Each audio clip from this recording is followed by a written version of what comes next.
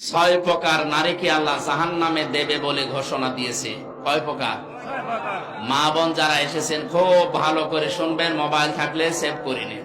এই ছয় প্রকারের ভেতরে যদি আপনি এক প্রকারেও পড়ে যান, আপনার নামাজ, রোজা, বোরকা পরা সব মাঠে মারা যাবে, আপনি জাহান্নামী। এক নম্বরে যাদের মাথার চুল খোলা থাকে স্বামী বাদ দিয়ে অন্য কারো জন্য, এরকম মেয়ে লোকে দেশে এখন আর নেই। যে হোটেলে আসি আল্লাহ বলি না, সব ওই হোটেলে উঠেছে। একজন মেয়ে লোক যদি চুল খুলে রাখে, শুধুমাত্র খুলে রাখতে পারবে তার স্বামীর জন্য, স্বামী বাদে পৃথিবীতে কারো জন্য মেয়ে লোকের চুল খুলে রাখা জায়েজ নেই। এমনকি বাবাকেও চুল খুলে দেখানো জায়েজ নেই। এক কথা বুঝতেছেন?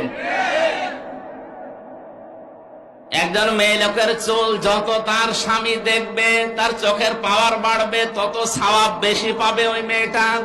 এমনকি আল্লাহর নবী জানিয়েছেন, কোন স্বামী যদি স্ত্রীর মাথায় হাত বুলিয়ে দেয়, যতগুলো চুল পড়বে কতগুলো সওয়াব হবে। আর অন্য যত মানুষের চুল দেখবে, অতগুলো সাপ আল্লাহ বানিয়ে কবরে পাঠাবে। চুল ওরা দেখায় স্বামীকে না, পরপুরুষকে বেশি। এই জন্য যেই মহিলার মাথার চুল খোলা থাকবে স্বামী বাদ দিয়ে অন্য কারো জন্য, সে জাহান্নামী। দুই নম্বরে স্বামীকে যে মহিলা সম্মান করে না।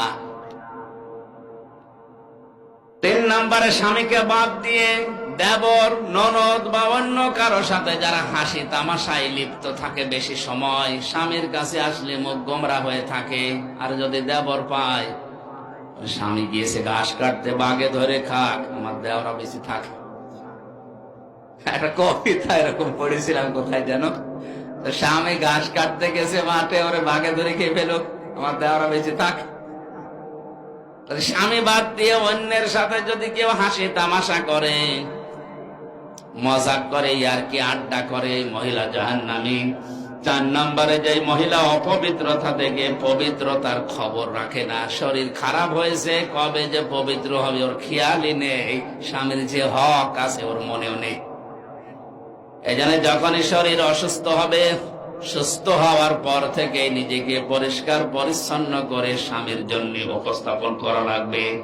পাঁচ নম্বরে মিথ্যা বলে, গীবত করে, এরপর আবার কসম করে কথায় কথায়। মেয়েদের স্বভাব এটা বেশি, ওরা কিছু হলেই কসম কাটে। কসম যদিও কাটে, আবার ছেলের মাথায় হাত দিয়ে, স্বামীর মাথায় হাত দিয়ে কসম কাটে। এমনকি কাবা শরীফের ছবি টাঙানো বলে কাবার কসম। দুনিয়াতে একজনের নামে শুধু কসম কাটা জায়েজ আছে, কে? বলেন বলেন। আমরা কসম কাটি বড় যে জিনিস, সে জিনিসের উপরে। এ দুনিয়ার সব চাইতে বড়, বলেন বলেন। আর আল্লাহ যখন কসম কাটেন, তখন কসম কাটেন ওই জিনিসের সাথে, যে জিনিসের সাথে আমাদের জীবনের সম্পর্ক আছে। আমাদের জীবনের সম্পর্ক আছে সময়ের সাথে। কিসের সময় আছে? জন্য আমির হামজা আছে, সময় নেই হামজার দাম।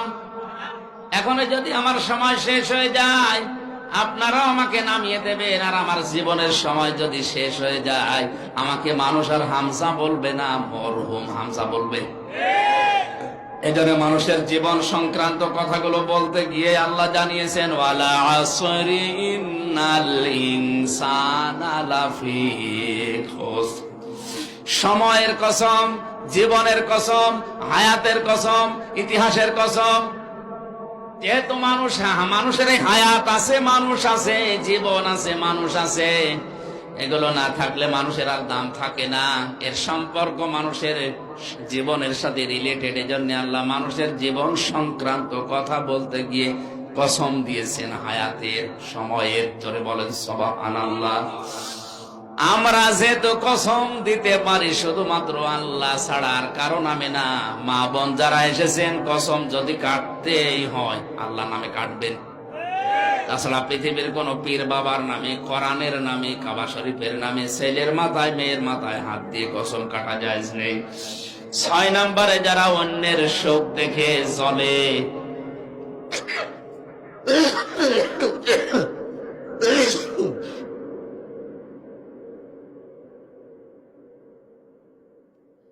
যারা অন্যের শোক দেখে জ্বলে এবং কিছু দান করলেও যারা খোঁটা দেয়, এই 6 প্রকার নারীর কথা মুসলিম শরীফে নবীজি জানিয়েছেন।